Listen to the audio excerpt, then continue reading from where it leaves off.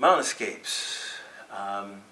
The purpose for training mount escapes first is because the front mount position, is the easiest position in all of Jiu-Jitsu to escape from, and it's the most difficult one to control from.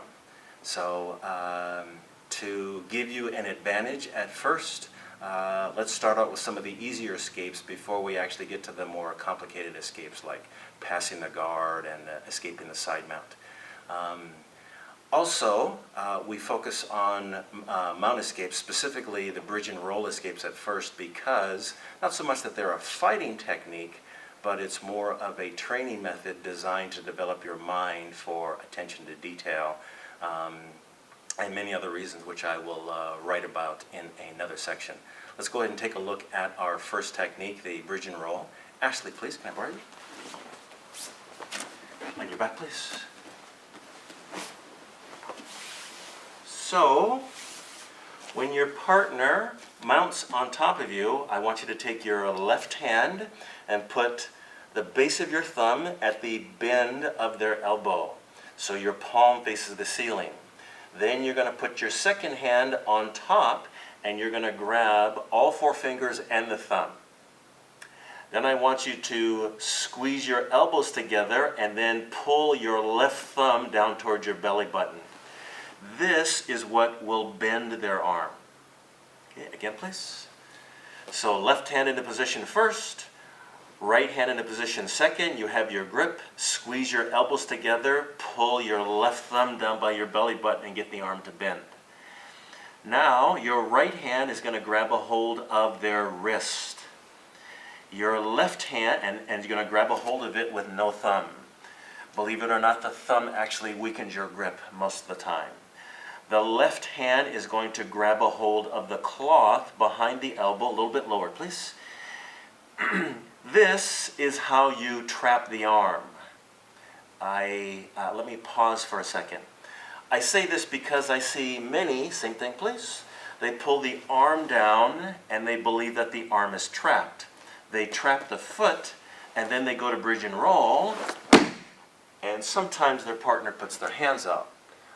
That's because the arm is not fully trapped. So when you bend the arm, put the elbow down by your belly button and then grab the wrist, cup the wrist, and then grab a hold of the tricep next to the elbow. This way, they can't get their wrist free or their elbow free. Next, I want you to take your left foot and go over top of their right foot. I also want you to take your left elbow and put it on the outside of their right knee. This is so that not only is the arm fully trapped, but the leg is fully trapped. Back in the old day, this didn't need to be trapped. This meaning the right knee didn't need to be trapped, but now that there are so many other athletes, people who are very flexible, people who know how to counter, they're able to put their knee out and make it much more difficult for you to bridge and roll. So in addition to just trapping the wrist and the elbow and the ankle, you're also going to trap that knee. From there, your feet go together, and then you raise your hips up as high as you can and turn towards the side that you trapped.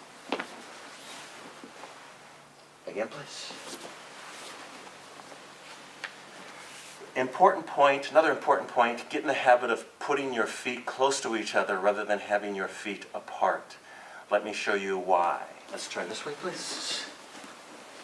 So the arm gets trapped, the foot gets trapped, but then Ashley keeps her feet apart, and I'm able to place my left foot in there and keep bridging and rolling, please. And she gets stuck.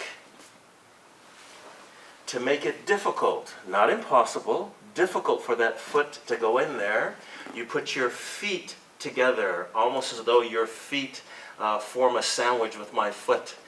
Now, it's very hard for me to hook anything. And then you bridge and roll. Thank you.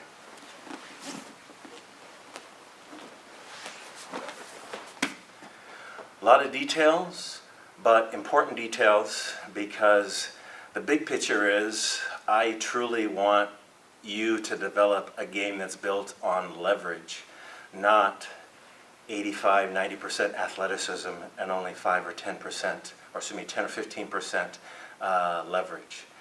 Knowing how and where to place your body is paramount to developing a leverage-based jiu-jitsu system that will last you well into your 50s, 60s, and 70s.